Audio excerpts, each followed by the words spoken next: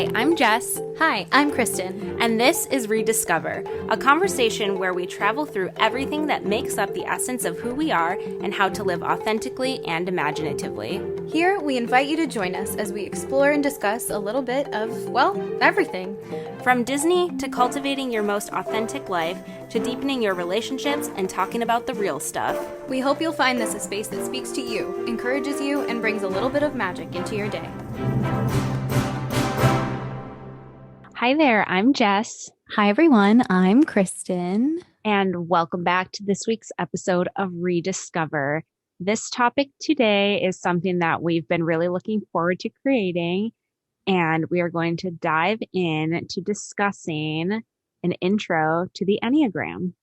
Yeah, this has been one that we've been kind of teasing at for a while. We've been like, oh, we really should do an episode about the Enneagram. And we've kind of referred here and there to our types and its usefulness in different aspects of relationships and self-discovery that we've gotten into. But today we're really going to give a great big overarching overview of the Enneagram, and each type we're going to break it down for you, give you some resources, some disclaimers, and overall just give some insight into how the Enneagram can really be a useful tool in your own self-discovery journey and in your own relationships. Yes. So if you're someone who has heard of the Enneagram and you haven't really gotten a chance to research it or learn about it, or didn't really find anything that explained it that resonated with you, hopefully this episode will be a great introduction for you so you can just listen along with us. And then from there, if it's something you really enjoy, you can take the test to find out what your number is, and then you can research it and use it as a really great tool on your own journey. Yeah. So before we dive in, there are definitely a few disclaimers we want to kind of uncover here. Yes. The first being that no one type is better or worse than another. There are 9 types to the Enneagram. The idea is that a truly healthy and self-actualized human being will embody some elements of all 9, while also at your core embodying your own. But no one type is better than another. They all have light and dark sides to them. They all have strengths and weaknesses. The purpose of the Enneagram is to find those places where your personality and your motivations may be limiting you in your life, and uncovering those and really becoming, like Jess always is saying, radically honest with them so that you can propel yourself into becoming the healthiest, best, most evolved version of yourself. And just for those people who are going to write this off as like woo-woo or think of it as something like astrology or Myers-Briggs, it is similar in that it does speak a lot to personality, but the Enneagram is actually motivation-based, not personality-based, not behaviorally based. It is based on the core motivations and core fears of the human person. And this is actually a concept and a study that dates back as early as the 4th century. It was used in early studies of Christianity, in early studies of Judaism by scholars over the years. It's been implemented by Fortune 500 companies in their HR practices and their in-service training. So it has definitely been credited as a very useful, applicable tool that has stood the test of time. So I wanted to kind of give that disclaimer first. Yes. And I mean, just thinking about it in that context, like think if you had something like this in your place of work and the way that it opens up and can help you relate to people you're working with on a day-to-day, or just even your personal friendships and relationships. And then, of course, besides that, another disclaimer we want to make is that these are all of our interpretations, and this is the research we have done. There is not an exact right or wrong to some of the conclusions that we've made. We're going to reference certain characters or figures that we think represent the different types, as well as different affirmations, self-care practices, and songs. And those are based on the research we have done and the things we have learned. So you may agree or you may disagree, but there was a lot of reasoning and thought put into constructing this episode. So we just wanted to leave you with that. It is open for interpretation, but our intentions are that it will help bring you clarity. Yes, we are not certified Enneagram coaches, although stay tuned later on in this series because this will be the beginning of a series of Enneagram episodes that we will space out over the course of time. We may or may not be bringing on some more authorized folks to discuss the Enneagram who are actually officially educated here. This has just become a passion of mine over the last couple of years that I've researched and studied, and I kind of brought Jess on board as well and gave her a lot of the same resources. So we will be referencing actual researched, well-studied resources across all types of media, and we have done a very deep dive. So we are hoping to give you the most accurate information possible. But as far as the examples, references, practices, and just little like tidbits of relatability that we'll give you, those are definitely what Jess and I have interpreted ourselves. So we hope that you'll at least find this educational, entertaining, maybe thought-provoking, and maybe inspire you to, like Jess said, take the test and kind of study the Enneagram as it relates to you in your life. And then with that, the final disclaimer, I swear, the final disclaimer will be the Enneagram test, while very thorough and comprehensive, is not always going to accurately type you. A lot of numbers will mistype as each other because they share a lot of similarities. So I would recommend taking more than one test on more than one site. And then I would recommend listening to a podcast or following some Instagram accounts or even picking up one of the books that we'll mention and really diving in. You'll know when you find your type. You will feel like someone turned your insides into your outsides. And that's how you know which type is yours. So I would recommend just not taking the test once and saying, okay, well, it must be this. Really take the time and dive in a little. I promise it is worthwhile. I cannot even describe to you how much this tool has helped me in my relationships, in my own journey with myself, in my workplace. So many ways it has really significantly improved my life. So I hope that it does the same for you. And without further ado, let's dive right in. Yes, and just to emphasize one more thing as well, like we keep saying, this is a guide and a tool, and it's not a whole person identifier. So while you may find so many things that you resonate with, you don't want to use what you've discovered as an excuse to behave in unhealthy ways, for example. You all know that meme where it's like, oh, well, Dave is a Capricorn, so that's why he's acting like that. Same with this kind of thing. Like, oh, well, I'm a type 7, so that's why I'm acting like that. I think it's more of a self-awareness tool, and it's fantastic, but you don't want to make it your sole identifier. Yeah, definitely the Enneagram is a tool, not a crutch. So you don't want to lean on it to make excuses for poor behavior for yourself or anyone else in your life. It's not meant to be a crutch. It's meant to open your eyes to those limiting spaces and help you to transform them. It's not meant for you to kind of hide away in them. So grab a snack, grab some coffee, pour yourself a glass of wine. This is going to be a little bit of a lengthy one, but it's because we feel so strongly and because this is so important that we really want to give you guys the full comprehensive ReDIScover guide. Just to kind of give a structural overview, the Enneagram has 9 types, 1, 2, 3, 4, 5, 6, 7, 8, 9. Those 9 types are broken down into 3 groups called triads.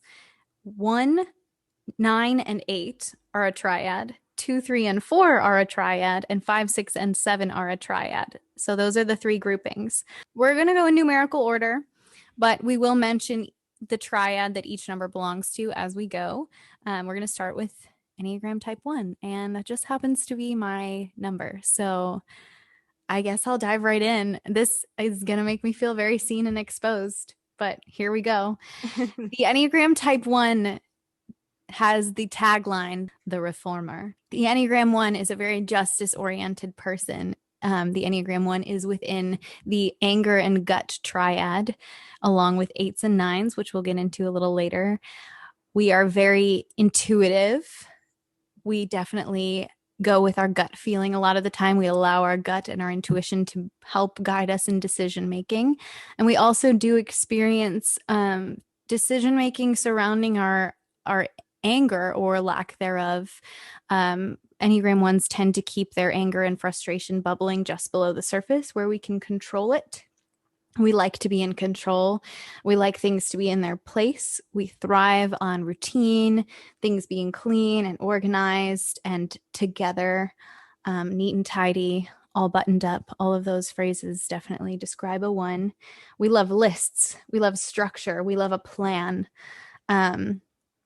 We can kind of fall into the stereotype of being the teacher's pet, being overly idealistic, being a perfectionist. We have the innate desire, and this is our core motivation, which is a very important piece of each type, the innate desire to be viewed as right and good and righteous in the world. I think my biggest fear would be that everything that I think about myself to be wrong actually manifests itself as wrong. So the inner critic is something that really rules in Enneagram 1. I get in my head a lot. I tell myself a lot of lies. I tell myself I'm not good enough, not worthy enough, not this or that enough. If something isn't perfect, it must be wrong. I always say fine isn't good enough because I'm never content with just doing like a good job. But the inner critic definitely is the source of a lot of trouble and a lot of negativity and a lot of those limiting themes of consciousness that we talk about for an Enneagram 1. If I tell myself I don't have integrity, I'm wrong, I'm a bad person, and I let myself kind of spiral downward with that and believe it, I will fall into the trap of being the most unhealthy version of myself.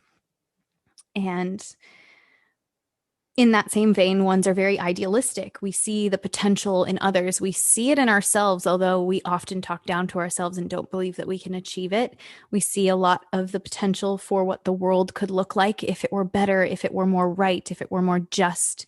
And we often feel frustrated and keep that frustration bubbling just below the surface of, why isn't the world like this? Why do people treat people this way? Why is there so much injustice and corruption in the world? That siren was very appropriately timed. Oh, I hear it what now. the world could be. Yeah. They're coming for me. It must be me. It's our type 1 sound effect in the background. Yes, there you go, you guys. We're just really on it today. If the world were better or different, and then how can I be a part of that story? So yeah, that was a little bit of a rant, but obviously being a 1, I'm basically just bearing my soul and all of my fears to all of you. But some applicable characters you might know who are also Enneagram 1s, if you're feeling like, okay, that sounds like it could be me, maybe giving you some context will help. Moana is an Enneagram 1. If you think about her, her action-oriented righteousness, I have to restore the heart of Te Fiti. I have to save my people. I have a duty. Ones are very dutiful people, very focused on the goal, focused on righting the wrong. Captain America, in that same frame of reference, is also an Enneagram 1. Judy Hopps from Zootopia. Her Majesty, Queen Clarice Rinaldi of Genovia. And on the sort of funny flip side, Miss Ungermeyer from the Lizzie McGuire movie is also an Enneagram 1. So if you think of someone who really likes order, and kind of on the unhealthy side, Dolores Umbridge from Harry Potter would be an example of a really unhealthy Enneagram 1, someone who's so obsessed with order and perceived righteousness that is actually wrong, that they take it too far. Daphne Bridgerton. If anyone's been watching Bridgerton, I'd be happy to talk to you about it if you want to DM me about it. We got to get Jess on it. That's her next assignment, is to watch Bridgerton. Monica Geller, 100% an Enneagram 1. If those she of is you... like the one I think of when I think of an Enneagram me 1 too. as a character. So you know how she stress cleans, and when she finds out like Rachel hasn't packed, Phoebe's like, Monica's gonna kill you. That's me. Like, I just recently moved, and if you saw the way that I dealt with the unpacking and the movers and the whole stress of it all, you would be like, she is so Monica Geller, but it's because we are both such ones. Um, Hermione Granger, very justice oriented, very set on doing the right thing. She's an Enneagram 1. Leslie Nope of Parks and Rec is an Enneagram 1. And then finally, we have Elphaba from Wicked is an Enneagram 1. And to me, she is the prime example of the incapacitation that the inner critic can exercise on a 1. That just complete succumbing to the unworthiness, to the voice inside telling me like I deserve nothing, I am nothing. And then on the other side of it, when she rises above it and realizes like she's free of those perceived chains, just her unwillingness to ever be bound by them again, would be an example of really transforming and transcending beyond those limiting themes. So those are some examples for you of some Enneagram 1s. And then we wanted to offer some really applicable, practical, pragmatic tips for each type of an affirmation, a self-care practice, something you can actually put into play to help yourself to grow in light of all of this new information. So an affirmation for an Enneagram 1 would be, the world around me is not a reflection of my own inherent goodness. I am good and I am worthy as I am. Kind of silencing that inner critic and saying, there's a song, and we'll link this in the show notes, Sleeping at Last, the group. They did an entire album dedicated to the Enneagram, and there's a song for each type, and the lyrics and the musicality, it's just all phenomenal. And there's a line in the song for the 1 that says, grace requires nothing of me. And I think that hits me so hard every time I hear it, because I'm somebody who thinks that I have to prove my worthiness all the time. I don't deserve the grace and the love and care that people show me. I don't deserve it. I didn't do enough. I'm never doing enough. And just silencing that and saying, I am good. I am worthy of these things that come to me as I am. And so in light of that, a self-care practice would be to kind of slow down and take time to do something just for fun, without a goal, without an idealistic notion behind it. Just play. Just take a cozy night in for yourself. Cook your favorite food. Go out to eat. Take a bath. Don't think about time. Don't think about deadlines or goals or making a mess. Like, bake cookies and get flour everywhere and just enjoy the flow of doing a fun thing. And then a couple of songs aside from the Enneagram album that we will link for you. I think I Am Moana, the song of the ancestors that she sings when she's like, who am I? And then she starts singing like, well, this is who I am. I'm a girl who loves my island. I'm a girl who loves my people. I'm the daughter of the chief. Like, that's like if you're a Christian saying like, I'm the daughter of the king. Like, I am chosen and worthy. That's a huge affirmation for an Enneagram 1. And then I think the song All of Me by John Legend is a great one for an Enneagram 1, especially if you're feeling insecure in a romantic relationship, to think about the fact that your partner sees your imperfections and loves them, not loves you through them, but actually loves those things about you too. Again, as we go through these, if you feel like something is resonating with you, I would encourage you to pick up a book, listen to a podcast, find a resource, and really dive in addition to taking the test, because you might discover something really cool there. Yes. So we're going to move on to the next type, which is type 2. And type 2 is titled The Helper. And type 2 is in the heart triad. So that's different than type 1. And the way that they process emotions is they wear their heart on their sleeve, and they find a lot of their worth and their value in helping other people. Some main qualities of type 2s are that they're very caring and very nurturing. This can turn into them being a bit of helicopter friends or hovering over or being overly involved, but you have to know their intentions are typically good. They're very supportive, and they are also very empathic. So they know what you're feeling more than pretty much any other type. Like, they are able to tune in to how other people are feeling. And that is kind of a tool that they can use to help others as well. Because if they know how you're feeling, they can kind of contort the way they help to really help you in the most like beneficial way. So they're very generous with their time and their resources. And they're the friend who's always going to say yes. They're always going to be down to hang out, pick you up from the airport, do anything that you want to do. However, if they feel that they're giving more than they're receiving, they can become resentful and spiteful and passive aggressive. So I see this happen. I know quite a few type 2s. My old roommate was a type 2. And often especially in romantic relationships, if she is giving and giving and giving and her partner is not really, giving back at the same level, she would tend to get resentful and get stressed and anxious about it. And it's not because her partner was not being a good partner. It's just twos really find value in helping and giving and showing up, like to an overextent sometimes. So they really want you to want them. They want you to need them. And again, they find their worthiness in being needed. It's a pride thing, but it's also a not wanting to be a burden thing, which sometimes are two sides of the same coin. And it's huge when you can own that and kind of rise above it and say, you know what, it's okay to ask for help sometimes. Yes. Yeah. But absolutely. You can definitely see that manipulation come through when a 2 moves to the unhealthy side and sort of feels like, when we talk about like pouring from an empty cup, if you're constantly filling up everyone else's, you're constantly depleting your own. And if you feel like no one's really filling yours up, eventually you're going to feel like parched. There's going to be an emotional drought within you. Mm-hmm. Yeah.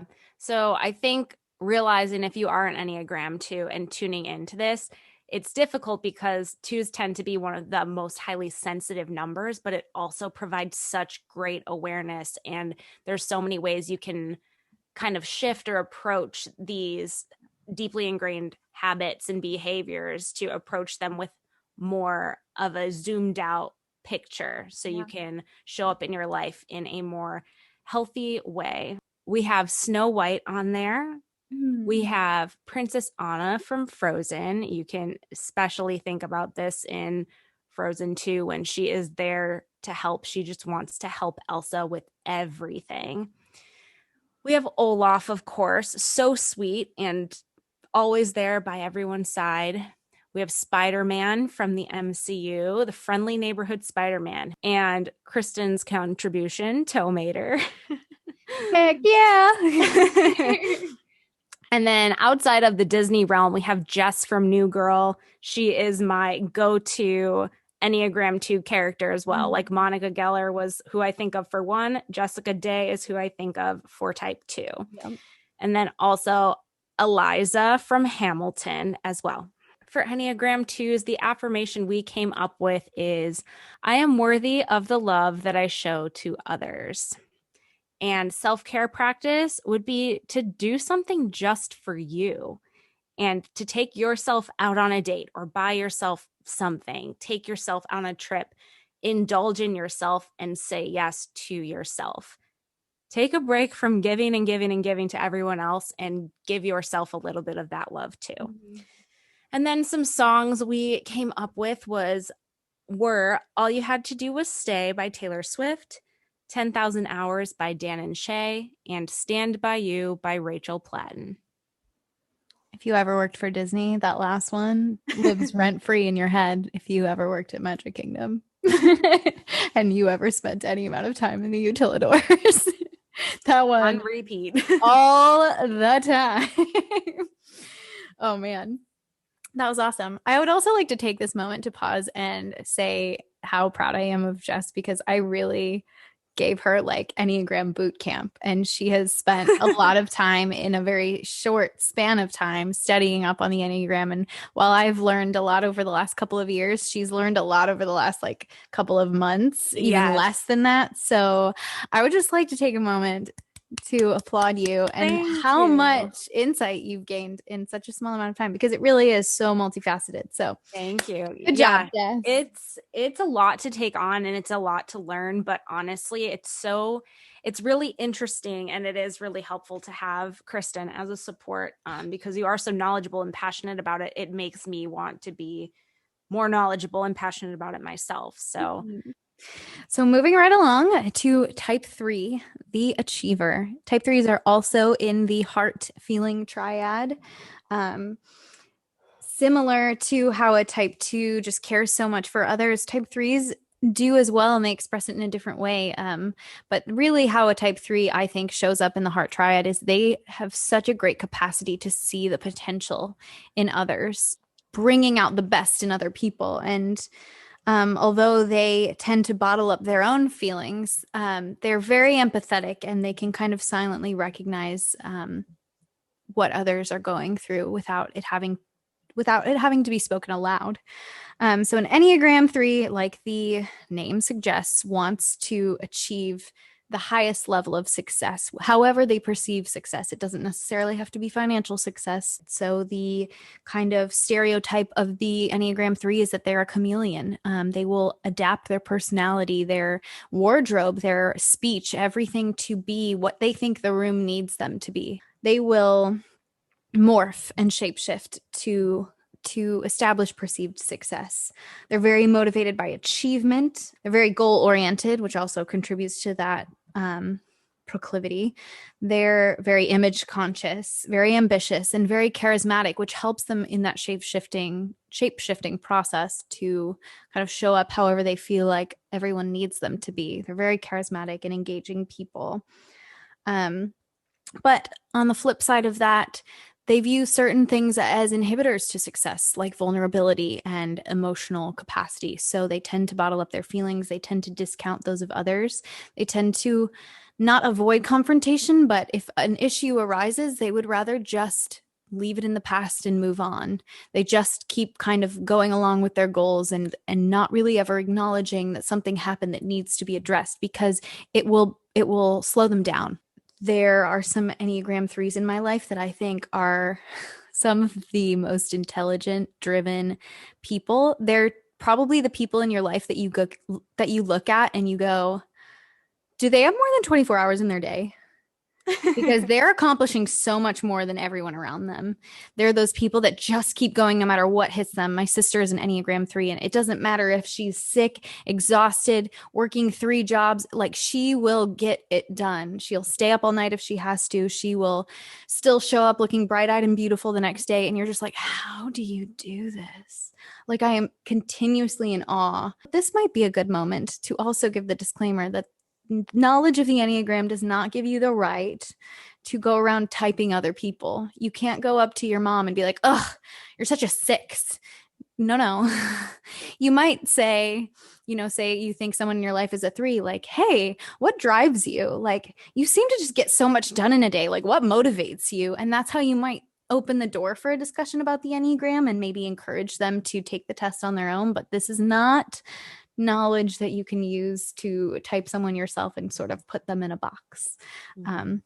Just a quick aside. But anyway, some characters you may know who are Enneagram 3s from Disney movies. Princess Tiana, very success oriented, very goal oriented. She is an Enneagram 3. Gaston is an unhealthy Enneagram 3, although he is one. And then more classically, and this one is debated, but I will die on this hill, Tony Stark, I believe firmly to be an Enneagram 3. There is a strong argument to be made that he may be a 2, but I believe him to be an Enneagram 3.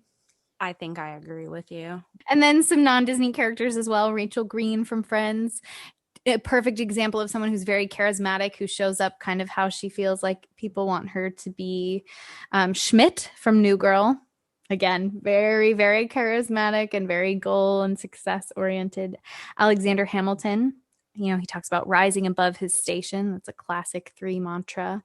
Draco Malfoy would be a very unhealthy 3. And then Glinda from Wicked, very charismatic as well. Some helpful insights for a 3.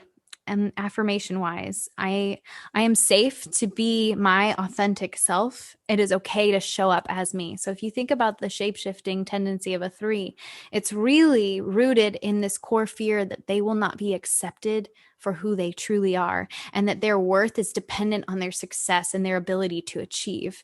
So something really helpful to tell yourself as a 3 is, I am worthy as I am. Nothing that I achieve in this life has any bearing on that. I am okay to be authentic, and I am worthy of love as I am. Um, in a self-care practice, because 3s tend to view vulnerability as weakness, I think engaging in vulnerability is a huge help, even though it might be difficult. So journaling, getting really honest with yourself, also going to therapy and getting really vulnerable and honest with someone who can give you pragmatic tools to kind of combat that. And then some songs we thought kind of applied to an Enneagram 3. The Archer by Taylor Swift, I think it's a little on the darker side of a 3, but I think is really, really healing to listen to. And then White Teeth Teens by Lorde. Awesome. All right. So we're moving on to the next type, which is type 4. That's titled the individualist. They are very introspective. They are nostalgic and sensitive, and they're very emotional. They have a really, really deep desire to know themselves and the true essence of themselves, which I think is really beautiful. And they really are soul searchers as well. Type 4s tend to be extremely creative because of their introspective nature, and they make really great artists, chefs, filmmakers, people who have the ability to create in their work or just in their hobbies. They see the world so idealistically, but due to the nature of 4s, they tend to focus on the broken parts of the world, and it really saddens them. So they save things from their childhoods, and that relates to their nostalgic aspects. They're always thinking about memories, and they like to preserve moments. You can obviously tell from that description that 4s are part of the heart triad, and emotion-wise, they express everything. Like, they're very, very expressive people. And I just think there's a lot of beauty in that number.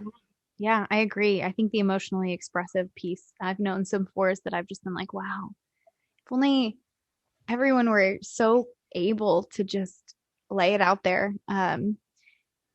It's so interesting too because of their tendency to see the potential in the world, but also all the broken parts is a lot like an Enneagram 1. And in a later episode, we'll kind of tell you how those two relate. But um, an Enneagram 1 is very idealistic and sees the potential for the way that the world could be, but also sees a lot of the spaces that need redeeming. And on a more romantic, often 4s are referred to as the romantics, they're able to see the broken spaces, but somehow also see the beauty in them. I think if you think of that sort of like the cracks are how the light gets in, imagery piece that is often used in narrative and in film, I think that's something that the 4 embodies and really appreciates.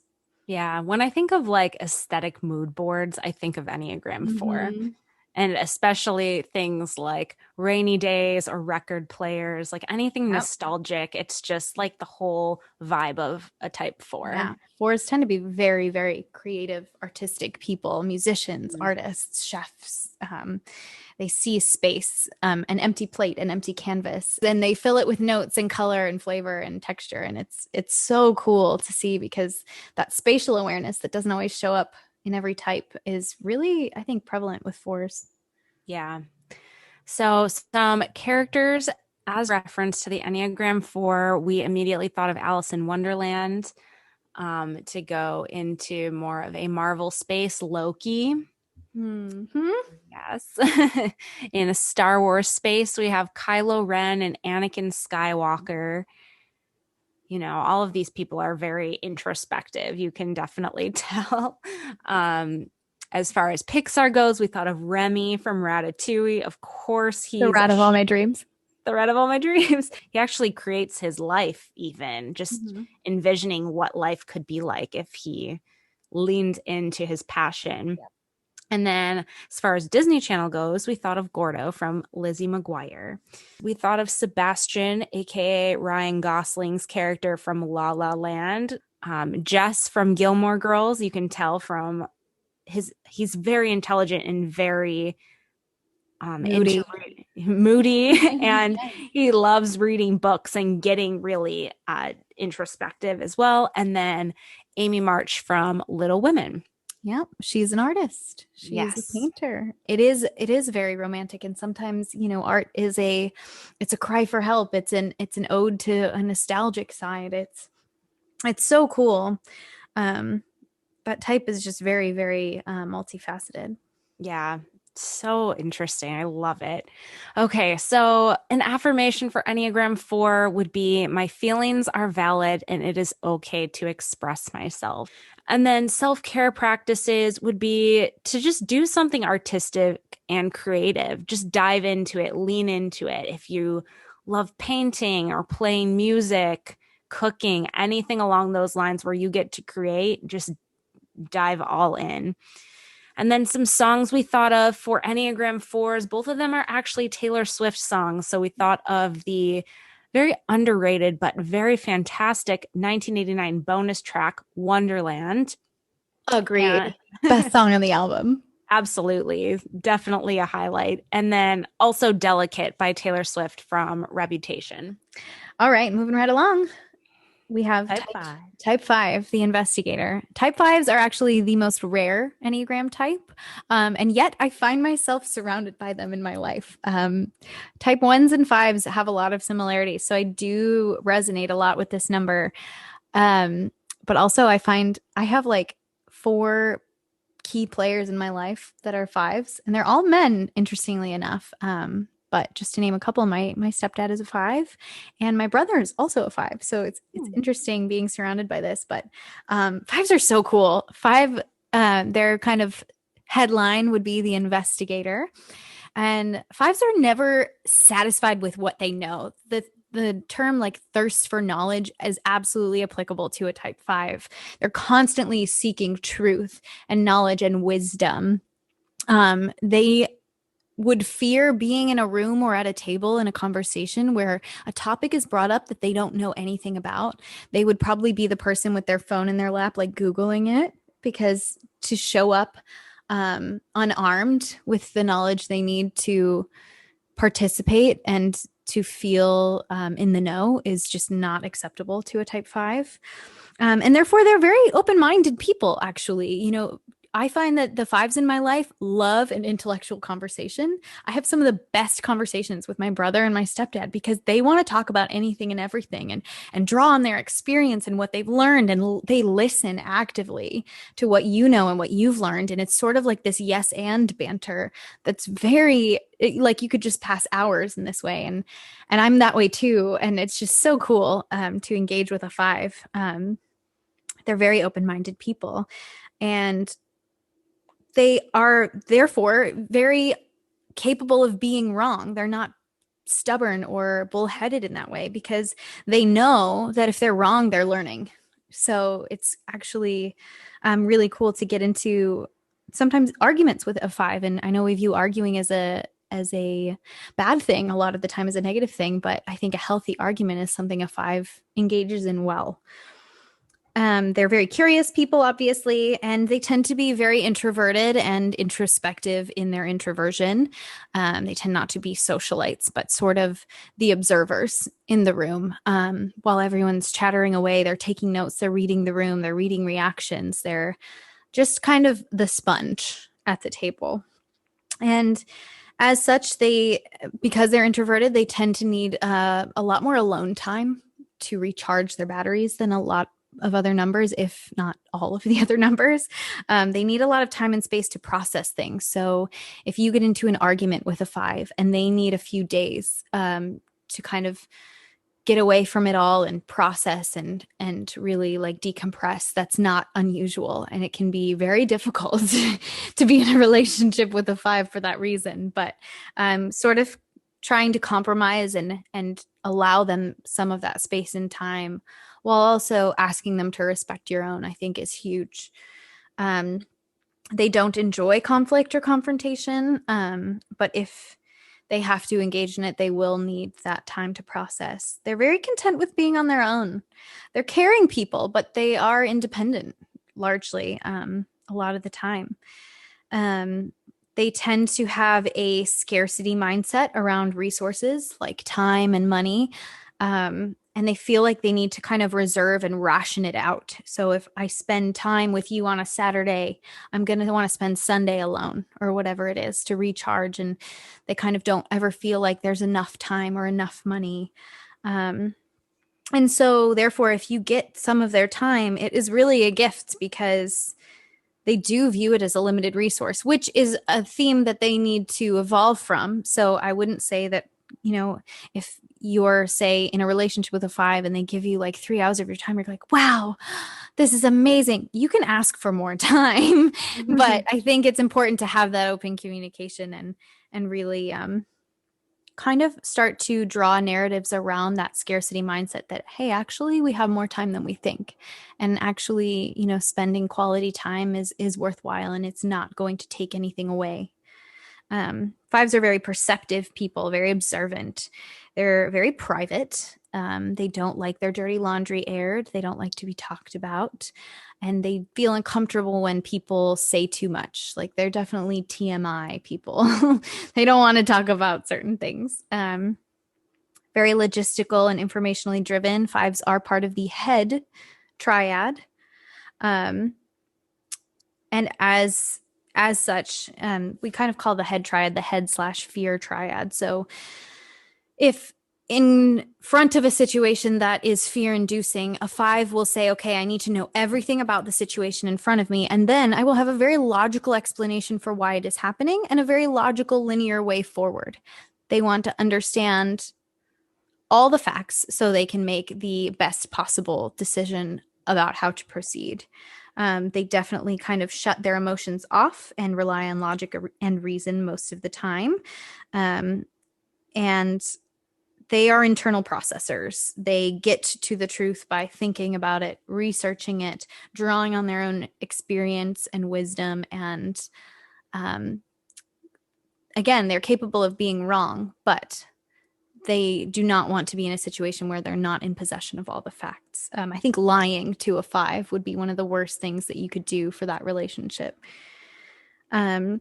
Some applicable references of Enneagram 5s, perhaps one of the reasons I relate to this number is our girl Belle is a 5. She's a classic 5, an example of a very healthy 5, I think, too. Doctor Strange of the MCU is definitely a 5, and also of the MCU Vision, who we've all gotten to know as of late a little And more. love. And love and love. And some non-Disney characters who, honestly, I love some of these and I really dislike one of them. Remus Lupin from Harry Potter, I think he's an extremely underrated Harry Potter character. Ross Geller from Friends, who I couldn't despise more, is an Enneagram 5, but I would say an example of a fairly unhealthy one for most of the series.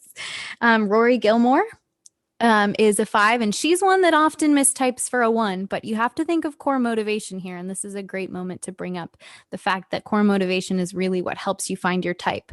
Rory is not someone who's motivated necessarily by justice. She's actually sort of shy and introverted, but she is motivated by knowledge. She definitely believes in that whole knowledge is power kind of mindset. And then finally, we have Nick Miller from New Girl. And you might think, Nick Miller's an idiot. How is he possibly a 5? Because 5s are definitely stereotypically deemed smart, intelligent, and they are. But Nick Miller is actually very smart and intelligent, and he's constantly finding weird ways to know more. So Yeah, I feel like he is intelligent in the things that he really cares about, and he gets like very passionate about that. Mm-hmm. So some helpful insights for an Enneagram 5 if you feel like this number is really hitting home with you. An affirmation would be that, I can share openly what I have with others, and what I give out into the world will come back to me. So sort of reversing that scarcity mindset into, like Jess and I talk about, law of abundance, practicing that and affirming that that is very real and true in this world is huge for a 5. And then a self-care practice would be to get outside of yourself and your head, maybe travel somewhere new, take on a new challenge. Maybe you play guitar and you want to learn a new song, or take a master class, or try to bake something really complicated, like make macarons or croissants or something French and just very meticulous, because a 5 actually thrives in that kind of meticulous, like building something, following the directions. It's a linear process that plays well to a 5's strengths.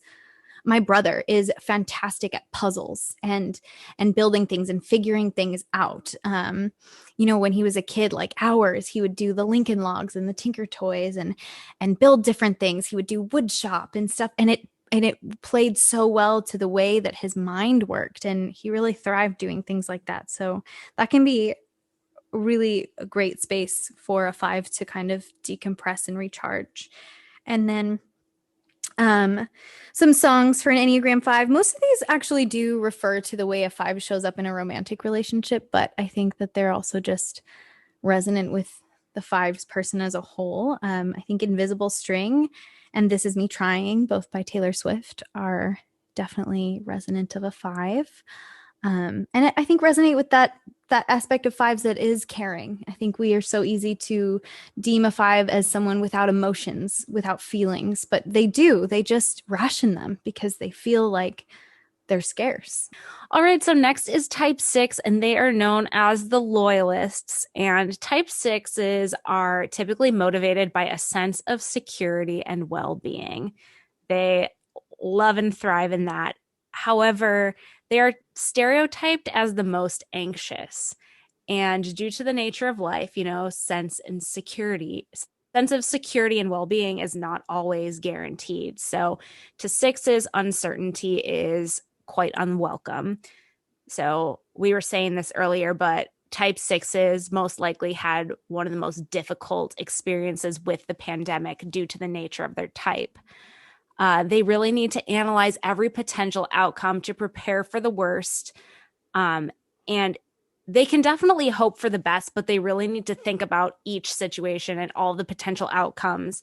And it makes them feel more prepared, and it makes them feel like they have an armor up. They are loyal and dependable people, and they really want everyone in their life to feel secure because that's what they value the most. Fear can be a driving force for 6s, and because of the nature of what they crave so much, they tend to have trust issues because of it. And they're very cautious, and they tend to worry. They just want consistency and predictability, though, at the end of the day. But when 6s are healthy, they learn to trust in themselves and the things around them. And when they're able to do that, they're able to become somebody who can believe that everything is ultimately going to be okay. And 6s are in the head/fear triad as well. So when something happens that could arouse fear, their process of handling that is needing to examine all sides of the issue and work through it for themselves in their head. And they'll ultimately analyze the best and worst case scenario. I think, yeah, a great thing for a 6 to do would be to start trying to build trust with the things around them that feel safe, whether that's family members or friends or a partner, because they really do make incredible friends and partners. I have a couple of very close friends that are 6s, and they have been, obviously so loyal to me, but understanding. We've gotten through some really hard things. I will say it's really awesome. I think 6s get perceived as weak because fear does drive a lot of their decision making, but it can be a very empowering thing. And they are wise. They are very very deep thinkers as well. As far as characters go, to give you some reference, we have Kristoff from Frozen. He is one of the most loyal characters, and you can tell because he often gets claimed to be recently one of the best Disney princes. But I think that has to do a lot with his loyalty and dependability nature from being a type 6. We have Mia Thermopolis from Princess Diaries. You can very obviously see that throughout her journey. She lives in fear so much that she almost doesn't even want to be a princess at one point, but she's really able to overcome it and work through some of her more unhealthy spaces into being more sure of herself and finding things she can trust in, like her grandmother and the people of Genovia. We also have Mother Gothel and Rapunzel, which are who are in the same movie. Yeah. Kristen, do you want to give a little more background on them too? Yeah. Yeah, Mother Gothel and Rapunzel are the same number, and they are protagonist and antagonist in the same story. So that's super interesting. But if you think about it, they are both very fear-driven. Mother Gothel is afraid of aging, afraid of getting old, afraid of losing the thing that she has defined herself by, which is her beauty. And Rapunzel is afraid, but if we're really going to psychoanalyze, Rapunzel was taught to be afraid.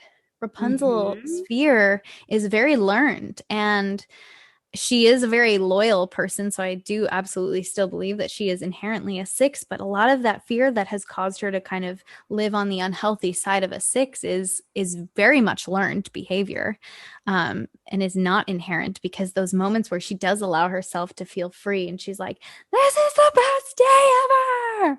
I'm never going back. Like all of that. That's Rapunzel coming out. That's her saying no to her fear and no to this thing that's been holding her down. So that's a super interesting one to look at. And now you're never going to watch Tangled the same again. So then moving on down the list, we have Wanda Maximoff, our queen from the MCU. I hope you all enjoyed the WandaVision finale as much as we did. So Wanda, of course, she is very, very fear driven, mostly due to her trauma, but just the way that she examines all sides of the issues as she moves forward in her life. Sometimes her self-doubt can be crippling because she doesn't trust in her environment and the amount of loss she's experienced. So she's very evidently a six, but as you see her work through her story, she steps into her power too. She has that moment like Rapunzel where she, spoiler alert, becomes the Scarlet Witch and she steps into her power. Yeah. So I just love her. Yeah. Yeah. And I think the interesting thing there is when a six analyzes a situation or a six perceives fear, they have to come at it from all sides and pick out what the worst case scenario is. But for Wanda, she's had to live the worst case scenario Yes. time and again to the point where she expects it. And so that fear response dictates overreaction. And that's unsurprising because she has been in situations consistently throughout her life where she's just been faced with the worst possible scenario, the worst nightmare coming to fruition. And so, of course, she's going to go to even more extreme measures to combat that. We won't go too deep into these last few, but we have Lizzie McGuire, so loyal. Mm-hmm. We have Piglet, so fearful. So fearful, so anxious, but again, so loyal to his friends. He just loves them so dearly. Yes. Non-Disney characters, we have Chandler Bing, we have Luke Danes, and we have Ron Weasley. Mm-hmm. So then for our affirmations for Enneagram 6, nothing is going to happen today that I can't handle. I think that one's really powerful. We also have a few more, one being everything is going to be okay. Very simple, but very empowering again. And the last one being I trust myself. And then some self-care practices would be unplugging from the news, from social media scrolling, anything along those lines that would feed into your fear. Just unplug and relax. And another one would be just saying affirmations, like reframing the anxieties or reframing the worst case scenario. Maybe just tap into the question, well, what if things did go right? Or what if things happened in this more positive way? Just opening yourself up to that possibility. Lastly, some songs for Enneagram 6. We have It Is Well With My Soul. And then the other song we had was Gold Rush by Taylor Swift, because sixes love having, that stability and envisioning like a beautiful relationship. Moving right along, I'm also going to do type 7 because type 7 is my number. My turn to be exposed. So type 7 is known as the enthusiast. So we are very spontaneous and fun loving.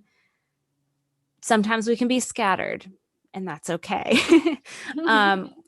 One of the main things I've noticed about being a type 7 and knowing type 7s is that we're always looking towards the next thing and we're very future oriented. I have to say that oftentimes when I was, in a job at Disney, for example, you may have noticed I switched jobs about 6 or 7 times. And that's because I was always thinking about what's my next job going to be? Where do I want to go next? What do I want to do next? We tend to get bored of things and places. And again, looking at my life, like I moved around a lot during my early 20s, between Florida, California, Buffalo. I was all over the place. So we always tend to be lusting after a new experience or a new place.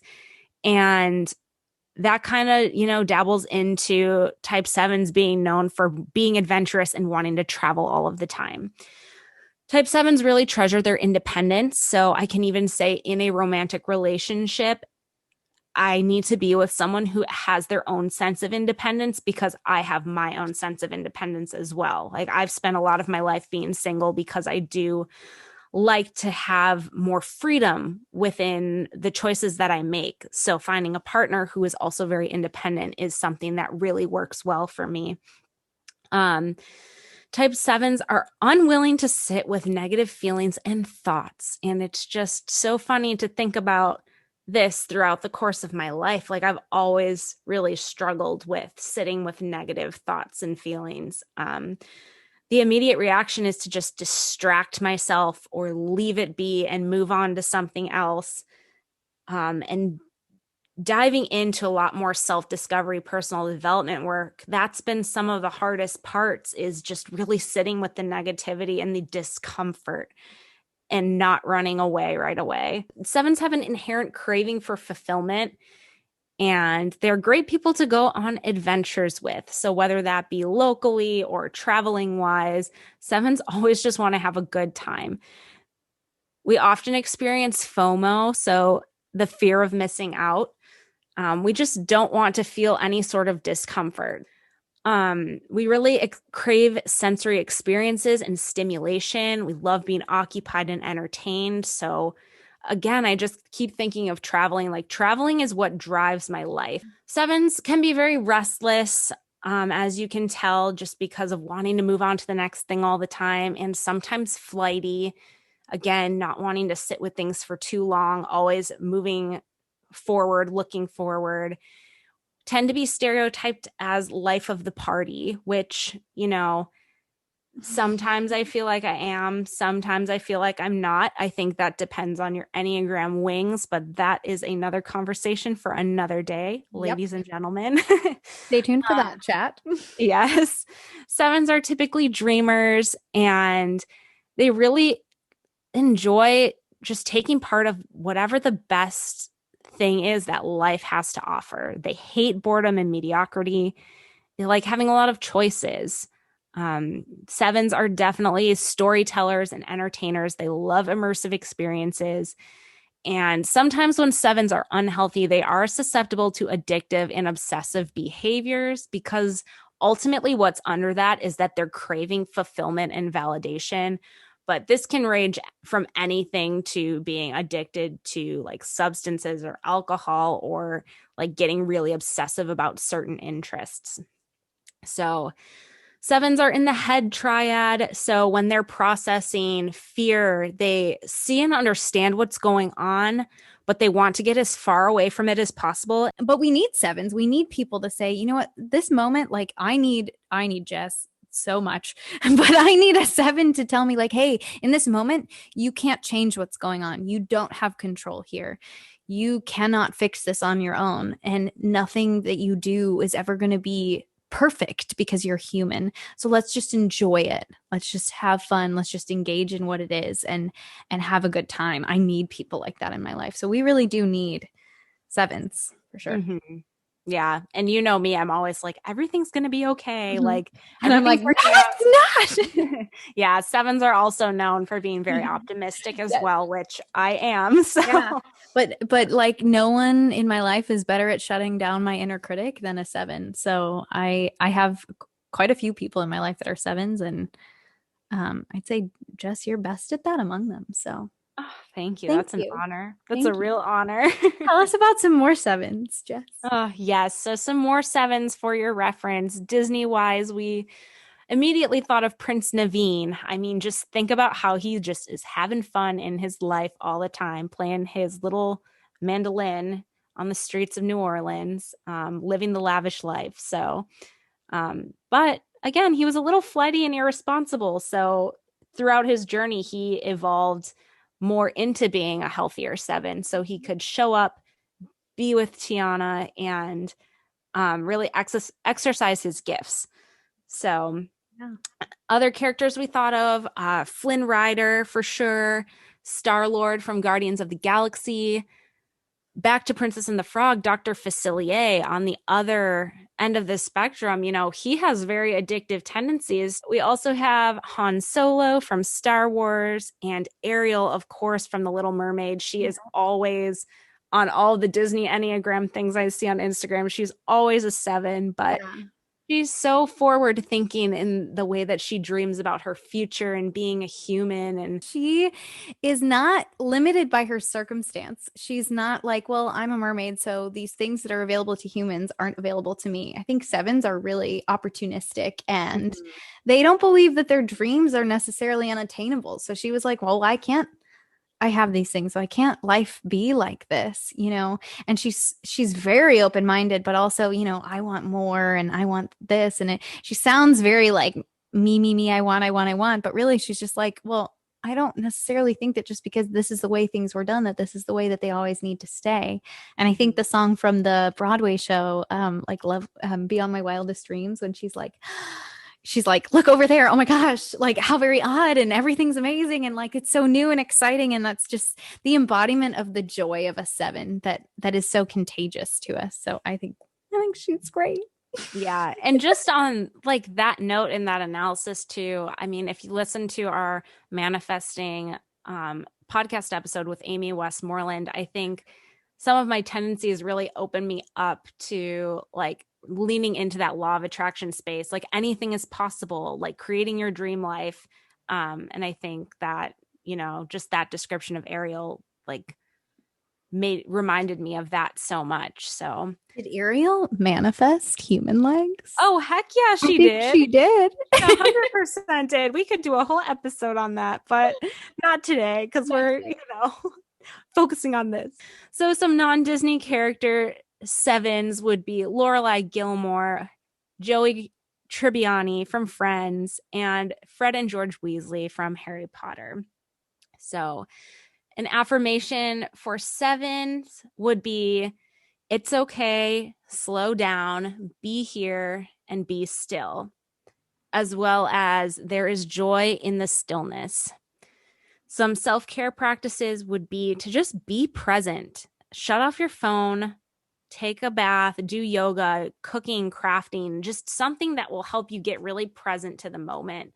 One that might be challenging for sevens is actually meditation because it is really hard for a seven to sit still. But cultivating a practice of meditation is probably one of the best self-care practices to help sevens get more grounded and to also help them kind of tap into that dreamer side of them when they're sitting with their thoughts, as well as confronting some of their more difficult thoughts. That can be a challenge. And then some songs for sevens would be A Whole New World, of course, from Aladdin. I mean, come on, it's all about traveling the world. And ironically, Seven by Taylor Swift, but she's talking about creating a dream life with the person she's talking to in this song, like traveling to India and doing all these things. So I love this type, and it's definitely a controversial one. So I want to unpack it and kind of debunk some of the stereotypes here. So we're talking about type 8. Type 8 is the challenger. Type 8 is also in the anger and gut triad, along with nines and ones. Eights express their anger. They definitely can tend to be stereotyped as aggressive, abrasive, in your face, bad tempered. And an unhealthy eight very well may be all of those things, but eights are definitely those who express their anger, those who aren't afraid to be in the middle of the mess, those who aren't afraid to stand up for what's right and fight for a cause. And therefore, healthy eights make really great leaders. They're very cause oriented. They're very actionable people, action oriented people. They're extremely productive, and they are bad at rest because they feel as though they cannot rest until the job is done, until justice has been achieved, until right is restored, and until the goal of the cause is realized. They definitely struggle with vulnerability. Sort of in the same vein as the three, they do feel as though it kind of wastes time, but also it shows weakness. And so that would be a great practice for an eight to kind of work on, viewing vulnerability as actually a source of strength. So they come off as really brave, but they think, I don't have the option to not engage in this. So really where someone might look at the heroic acts of an eight, those people who run into burning buildings, and those people who work on the front lines of the pandemic, those people who are in the military, eights are really willing to step into that mess. And so it comes off as brave, but they really just view it as like, well, how could I sit back and rest when this is happening in the world? How can you turn the other cheek? How can you turn a blind eye to this injustice? They tend to be very independent people. They find it very difficult to relate to people who are unwilling to step into those messy, unredeemed spaces. They always want to do something, so they struggle with relating to people who are kind of content with letting things work out as they're going to and letting the universe do its work or whatever. And I think there's a healthy balance to be struck there. They struggle with being understanding as a result, because they kind of tend to fall into that my way or the highway mentality, and therefore humility is also sometimes compromised, because they feel very self-righteous and justified in their cause and their methods at times. They don't always know how to understand where the other person is coming from and sort of step into their shoes. They tend to be the least empathetic types by nature, but it can be learned. Definitely stereotyped as workaholics, and therefore professionally could be viewed as very successful and could be ultimately very effective, but also could experience very real burnout very quickly. They tend to be more impatient people and therefore more confrontational and argumentative. They're sort of the die on the hill types. They tend to be very black and white thinkers. They don't really necessarily live in gray areas, and they don't necessarily believe that something could be argued as either right or wrong. They don't trust people who seem too nice or too cheerful. They don't like people who are wishy-washy or flaky. Again, people who won't stand up for themselves or a cause. Basically, passive aggression is like the least effective thing that you could display to an eight. They would rather you be fully aggressive or just completely back off, but engaging passive aggressively is the easiest way to piss off an eight for sure. And they're extremely passionate people, though. They will fight to the death for the causes they believe in, and therefore can be very loyal people as well. They have a gut feeling and they act on it. They're definitely of the ready, fire, aim category. They don't always think before they speak or before they act, and so they sometimes have to backpedal and eat their words a little bit. And in the anger and gut triad, like I said, they express their anger openly and they go with their gut. So they definitely allow that anger to bubble above the surface. Whereas a type 1, I kind of keep it where I can manage and control it. So yeah, definitely a very misunderstood type, definitely seen as very like vehemently aggressive, but can really be some of the most do-good people in society, some of the most famous redeemers of our society and of our human history have been Enneagram 8s, because those people are just unabashed when it comes to fighting for what's right or what they think is right. So that can kind of go either way. Some Disney references of people you might know who are eights: Black Widow of the MCU, Miranda Sanchez of Lizzie McGuire. You see her kind of stand up for the little guy. She's always sticking up for Lizzie, who tends to be more fear driven, more timid. You know, she's not afraid to get in Kate Sanders' face and tell her off. She's very confrontational. Yeah, but also an extremely loyal friend in that same vein, for sure. Exactly. Gamora from Guardians of the Galaxy, and Princess Leia, I think, is an Enneagram 8 for sure. She's a great leader. And some non-Disney references. Emily Gilmore of Gilmore Girls is an 8, unafraid to speak her mind. Everything is very black and white to that woman. Anything gray is just beyond her comprehension. And she hates when Lorelai's passive aggressive. Yes, yes. It. Cece from New Girl. You know, you even find her standing up for Schmidt, for Jess. She's really unafraid to get in there and put up her fists, figuratively and literally. Janice from Mean Girls definitely marches to her own beat, which is also something that's usually characteristic of an 8. And Bellatrix Lestrange from Harry Potter, which is a great example of someone who takes that black and white thinking and that causation, that I'm fighting for a thing that I think is right, to an unhealthy place. You know, she really feels convicted, and honestly is one of the only ones who stays convicted about Voldemort's, you know, plan to like cleanse this muggle race and cleanse the wizarding world of half-bloods and mudbloods and I mean, this is historically contextual too. If we think of someone like Adolf Hitler, may have very well been an Enneagram 8 who just went to this extreme place. Now, that does not mean that 8s are bad people. That means that conviction is a powerful thing, and black and white thinking can be debilitating if you allow it. So an 8 engaging with people who differ in opinion and really allowing themselves to be wrong or be vulnerable can actually be very advantageous to not acting rashly and having to backpedal and apologize and recompense for wrong, ultimately. So an affirmation for an 8 would be, there is strength in my vulnerability. That's a powerful tool. A great resource for this whole practice is Brene Brown. She literally studies this and has researched it and written about it for years. Pause before you react. So saying like, I'm going to stop before I respond, whether it's a text message that makes you angry and you just want to fire off a bunch of expletives. Hold on a minute, reread it. Think about the person it's coming from. Then frame your response in a more understanding way and out of love and respect for that person, as opposed to feeding into your anger. And then some self-care practices for an 8 would be to get honest and vulnerable with yourself by journaling. I think writing down your own thoughts. Why do I feel angry about this? Why does this cause fire me up?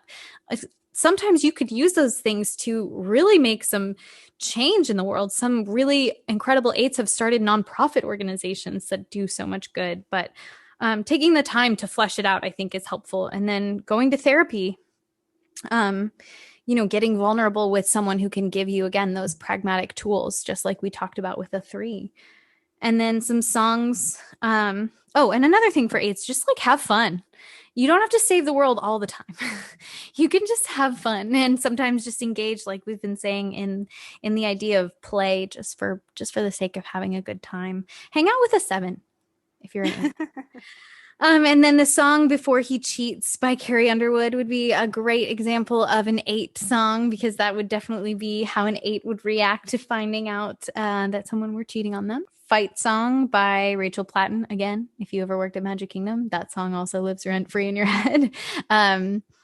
And then Look What You Made Me Do by Taylor Swift, because again, a lot of the unhealthy side of an 8 is kind of attributing action to somebody else, projecting that you made me feel this way, you made me do this. Nobody's making you respond or feel in any way. It's really coming from within you, but recognizing that limiting theme of consciousness and trying to transcend it can often begin with vulnerability. So our last type is type 9. And they are known as the peacemaker. Do you want me to do like the first half and then you continue on? Sure. Okay. All right. So type 9s are motivated by a desire for everyone and everything to be in balance, aka achieving peace. They don't like conflict or confrontation. especially because they feel like it's jeopardizing relationships. Sometimes they will avoid speaking their truth or their opinion because they don't want to rock the boat. Nines are very go with the flow and they cater to others' needs. So, nines are not generally self motivated and sometimes they need help with accountability. So, if you are a nine, maybe finding an accountability partner would be really helpful, or someone to just check in with you to make sure you're staying on task. They're definitely not lazy, and that's a common misconception, but they are better on a team than when they are alone because they like contributing to the success of the whole rather than being the one in the spotlight for making the achievement. They aren't really the main driving force. They just like to be one of the moving pieces to help create success for everyone involved. They often have a stereotype for escaping reality, but instead of like running to the future like a seven would, they often numb themselves in the present instead. So maybe they might just watch a lot of Netflix or get lost in a book so they don't really have to be present with their discomfort in that way. And another main thing is they really need people to validate their decisions. Sometimes nines don't trust themselves to make decisions on their own, so they can find themselves asking their trusted loved ones to back them up on the decision they make. And my mom is definitely an Enneagram 9, and I find her asking me a lot of questions for a lot of little things. And this is something that actually has irritated me over the years. But upon studying the Enneagram and noticing the similarities between her and type 9, it's able to shed some light. Like, she just wants to feel validated in the decision she makes, even though it's a great decision. Just having someone else say, yeah, that's good, gives the Enneagram 9 that feeling of validation. Yeah. And so validating your nines and affirming them and celebrating when they do exercise autonomy and flex those muscles is huge, because the more they feel like an allowance to do that, the more that they might tend to. And I know some nines that are very good decision makers, very autonomous people. I have a friend who's a nine who moved to Portland, Oregon in the middle of the pandemic by herself. I've been able to uncover so much about trying to connect more and understand more and give more grace. And I found that by doing this work. So it's been really cool. Yeah, it's so cool. Nines crave obviously comfort and routine. They feel anger and discontentment, but like I said before, they've kind of fallen asleep to it because they feel like they would maybe cause disruption or discomfort that would then cause them to feel guilt if they expressed it aloud. So they compress it, they compartmentalize, and they fall asleep to their negative feelings and their anger specifically. They tend to devalue their importance in community contexts, in their larger social contexts, workplace, society, church community, or, as a kid, maybe like Girl Scouts, sorority, anything that involved like having a role as a larger collective. They would tend to devalue their own and not really know what their place or their significance was. So they tend to become the wallflower, slip into the background, try not to take up too much space, which I think as women we've been doing for a long time. So if you're a female and you're a nine, you might have to work extra hard to allow yourself to take up space. That's where hanging out with an eight might be helpful. Eights are not afraid to take up space. They don't necessarily feel like their opinion or contribution, like we said, is worthwhile. They tend to be outdoorsy people because they find a lot of solace and peace and rest in nature. So that could contribute to a self-care practice for sure. They're not easily ruffled. They're pretty easygoing. And again, because they fall asleep to their anger. So they're great listeners and they tend to be very empathetic, which is why they can yin yang very well with an eight. To balance them out, if that is an open communication and there's a lot of understanding there. They can empathize with every other Enneagram number quite well. So that's the cool thing about the 9 is they actually kind of call out, empathize with, and resonate with a lot of elements of every single other type. They sort of embody all of the types. Like the they'll take on the loyalty element of the 6, the optimistic side of a 7, the idealistic nature of a 1 when they're healthy. So that's really, really cool. But when they're not, they can sort of fall into that, yeah, whatever you want narrative instead of leaning into their own preferences and being a part of the decision making. So where do you want to get dinner? I don't care. Whatever you want. What do you want to do tonight? Whatever you want. And they very well may have an opinion about what they want to do tonight or what they want to have for dinner, but they don't always express it. So if you are in a relationship with a 9, I think maybe letting them choose the restaurant or saying like, hey, what do you want to do tonight? I don't really care what we do. Do you have an idea? And just opening up the floor for them to express their idea is really, really allowing for a 9. But because of their sort of easygoing, listening nature, their empathy, they make great counselors, great mediators in conflict, great therapists, great teachers because they can empathize with every other number so well. Which is really, really cool. So some examples of some Disney characters you may know who are 9s, Elsa. Elsa's a cool one because you see what happens when that anger is compressed and compartmentalized and that frustration is really like battened down for so many years. It really does come out eventually in a very big way. Yeah, she's just trying to keep the peace and keep Yep. everyone safe. Yep. And that's kind of at the expense of herself. And then Mm-hmm. he wakes up to it as the Yeah. movie goes on. So Yeah. very interesting case.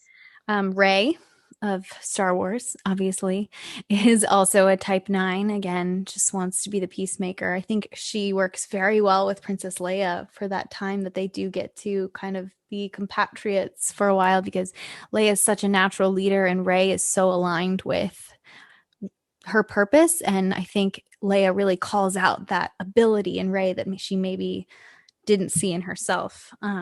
Cinderella, specifically the character development of the live action film. I think Cinderella's an Enneagram 9. She keeps the peace and says yes and goes along with everything because she knows it's what her father wanted.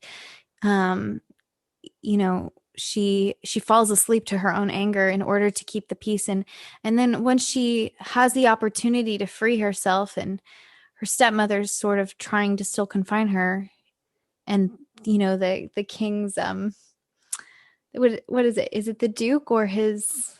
I forget who it is, but you know what I'm talking about when she's in the attic and they go up his there. right-hand man. and he says, "Who are you to refuse an officer of the king?" And Kate Blanchett, gosh, she's amazing. She goes, "I'm her mother." And Cinderella wakes up to her anger in that moment and she goes, "You were never my mother. You are not." And she goes with him and says, I'm stepping into my power. I'm changing my life. I am no longer asleep to this situation. Because, we view anger as a bad thing, but anger when used and articulated well can be really powerful in a really positive way. So I think she's a great example of that. And some non-Disney characters, Harry Potter is actually a 9, which a lot of people are surprised by. But when you think about his motivation, because he has experienced so much trauma and disruption in his life, he just wants peace. And when he sees the things that bring him the most happiness, he sees the faces of the people he loves. He sees something very simple and safe and secure. Phoebe Buffay is a 9. Jim from The Office. Winston Bishop of New Girl. Great example of a peacemaker who just sort of falls asleep to himself and just wants everybody else to be okay. And Barack Obama actually is a notable Enneagram 9 as well. Very empathetic human being if you have gotten to read his book or know some of the more personal sides of him. I definitely don't think he was asleep. I think he's a pretty in tune 9. No, he's a woke 9. Yeah, for sure. For sure. Some helpful insights for an Enneagram 9, an affirmation. My feelings and my thoughts and opinions are valuable and deserve to be heard. A self-care practice. Yeah. A self-care practice. Like we said, getting outside, hiking, swimming, going for a bike ride. These are very autonomous ways to spend time in nature. Go to the beach, walk along the beach. Breathe in the air, be present, and enjoy that time for yourself and kind of get in tune with your feelings. a song. We have a few songs actually. Lover by Taylor Swift. I think it's just a great testament to that sense of just peace and security. And we can leave the Christmas lights up till January. We can just stay home and be here, you know. Whatever you want. Yeah. A dream is a wish your heart makes. Again, along with Cinderella, that whole like in dreams you will lose your heartache, that falling asleep to your heartache in favor of something better, something different. And then if you're familiar with the musical Once, not Once Upon a Mattress, not the show Once Upon a Time, but just the show Once. It's a little more obscure of a musical, but if you are familiar, you probably love it. There's a song called Sleeping, and there's a lyric that's like, are you sleeping? Are you still dreaming? Are you buried within yourself? You know, sort of just this like questioning of like, are you even there? So yeah, that's everything We made for a it. 9. Guys, we made it through all 9 types. Are you tired? We are. You No, need a nap. that was so much fun. All the 9s are like, I need a nap. They're like, I'm already sleeping. But yeah, no, that was amazing. It's been such a joy getting to learn all of this with Kristen's guidance and the guidance of so many resources. So, to wrap up the episode, we want to share some resources with you as well as tell you where to take the test for yourself so you can see if your test lines up with your speculations from this episode. So, Yeah. we'll start with the Enneagram resources that we found to be very helpful. So, the first book that I've been going through on my Audible that Kristen recommended to me. I'm literally holding it in my hand. Yes, it's called The Road Back to You. It's by Ian Morgan Cron. And Suzanne Stabile, yeah. Yes, and Suzanne Stabile. And it is really fantastic, especially if you have the Audible. I've just been playing it while I've been folding laundry or driving around. The way that he describes the different types, he adds storylines, he adds qualities. I love that book. And then another quick one I just want to mention, it's called The Enneagram in You, and that one has a really good thorough quiz in it. So that one I haven't completely gone through yet, but I do love the setup of it, and the quiz is very accurate. Mm-hmm. Then another book that I love, it was actually a gift to me, and it's really cool. It's called The Enneagram in Love by Steph Barron Hall. It's a book specifically geared toward learning about each Enneagram type in relationships. So she actually goes through every single type match. So what a 1 is like with a 1 and with a 2 and a 3 through all 9 types, every single possible type pairing in relationships, which is super cool. And as you're reading it, it definitely is geared toward romantic relationships, but you can sort of zoom out and use that as a referential point for your more platonic relationships as well. But she's super cool. And the reason I bring her up is because she also has a podcast called Ask an Enneagram Coach. She has licensed therapists as guests on the podcast, which are super cool. She talks about the Enneagram in the workplace on her podcast. People ask questions about mistyping, every possible scenario, every possible end of the Enneagram spectrum is covered on that podcast. And it is a hugely helpful resource because she is a certified Enneagram coach and a published author. And she's getting her master's degree in, or her doctorate, or I think, in organizational communication. So she is just a wealth of knowledge. Her Instagram account is called 9 Types Co. And there's a lot of cool diagrams and visual resources on there as well. A lot of like myths and stereotype debunking regarding each Enneagram type on there.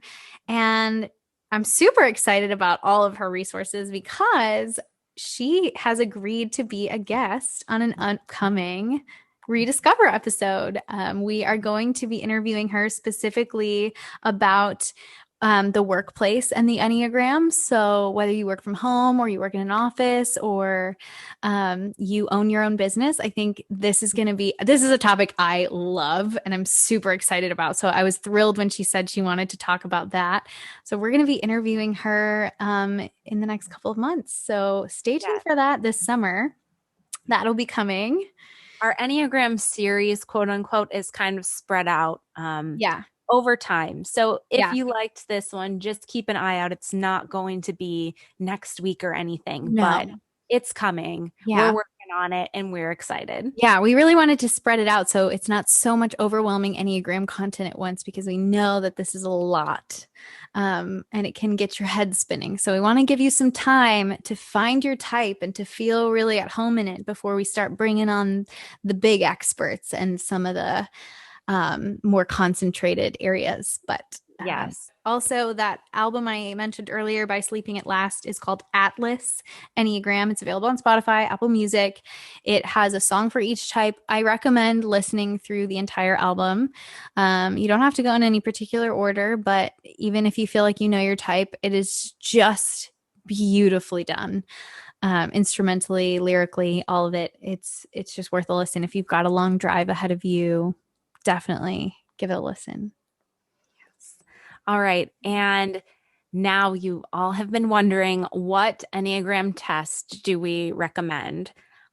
So I'm going to preface this saying that sometimes when you take the Enneagram test, it may not be completely accurate the first time around. I have gotten about 4 or 5 different numbers, depending on the day, depending on the test. So again, use the test as a guide and then go do the research on the actual type to see what resonates with you, or re-listen to the episode just at the certain type that you think would resonate with you, just to see if you think that's actually what it is. When you get to your type, you'll know. It clicks. It feels like 2 puzzle pieces going together. So the first test we recommend is the Enneagram Institute. We're going to put that in the show notes for you. And the second one is titled the Gospel Enneagram. Yeah. So whether you're a believer, a Christian or not, the Gospel Enneagram isn't going to like assign you to a church and make you like tithe your money or anything. It's just going to, when you get your results, kind of give you some characteristics of Jesus that are of your Enneagram type. So the idea is, especially in the earliest studies of the Enneagram, Jesus, the human person that walked the earth, actually was a perfect embodiment of each Enneagram type at its healthiest. So they'll give you some context for how that can relate to you, and some resources, some verses from scripture that'll be validating to you, maybe some worship songs, sometimes uncovering some of the more challenging parts of ourselves isn't the easiest, but it is worth the work. And you know, we're all about doing that good inner work over here at ReDIScover. So whichever one you choose, there are options for free tests. There are options on those websites for paid ones. They're not expensive. They just go a little more in depth. I don't think you need to pay for the test. I would just recommend being versatile with the tests, taking more than one. And then again, really looking to some of these resources to clarify and validate. And like Jess said, you'll know when you find your type. You'll feel like those puzzle pieces are coming together. You'll feel exposed. You'll feel like you were standing on a dark stage and someone just turned on the spotlight, and then like everyone you ever encountered in your life is sitting in the audience looking at you. Those are our recommendations. Those are our interpretations. We are obviously very passionate about the Enneagram and think it is such a helpful tool. So we hope that you found some joy in this episode and some new awarenesses. And we can't wait to hear what you discover for yourselves. So I'm sure we'll be posting Instagram question boxes asking, if you know your types, please share with us if you feel comfortable. We are just so excited to hear what you discover for yourself. Absolutely. Yeah. It's going to be so fun. I'm so excited to continue this series. I'm so excited to talk to Steph Barron Hall and just to really like unpack some of these really concentrated topics to do with the Enneagram, and overall use it as a tool to understand ourselves better and to show up in our relationships and our spaces in life and love each other as well as we can. So we want to thank you so much for coming along with this month where we've been spring cleaning. We've been reevaluating, rediscovering, and unpacking so many interesting things. We've manifested, we've unfriended people on Facebook, we've cultivated happiness, managed our anxiety. Now we're talking about the Enneagram. I feel like this month has been just a knowledge fest, and I've enjoyed it so much. And because we've all done our homework and showed up for class on time every Tuesday morning this month, next month we're going to celebrate with a really fun theme. We are dedicating the entire month of April to Walt Disney World. and the theme parks and resorts. So make sure to stay tuned next Tuesday at 8 a.m. Yeah, so we'll kick it off with Magic Kingdom. And because we already did Epcot, we'll take you through the rest of the parks at Walt Disney World in April. And we're even going to take you around all of the resorts, which to me and Jess are just as fun as the parks. So we're so excited to bring you something a little whimsical, a little fun. We know you guys love Disney as much as we do. So we're going to dedicate a whole month to frolicking around Walt Disney World virtually with all of you. So we hope you'll be back here next Tuesday at 8 a.m. Thank you so much for listening. Have so much fun finding out your Enneagram types, and we'll talk to you next Tuesday. Bye. We hope you've enjoyed this episode of ReDIScover. Please subscribe and leave us a review wherever you're listening. Your reviews are what keep us going, and we'd love to hear from you. Join us every Tuesday for a new conversation, and let us know what you think we should talk about next. Follow us on Instagram at positively.kristen and at jessicafay508. And check out Jess's blog at theroadjesstraveled with 1l.com. Until next time, stay frumpy!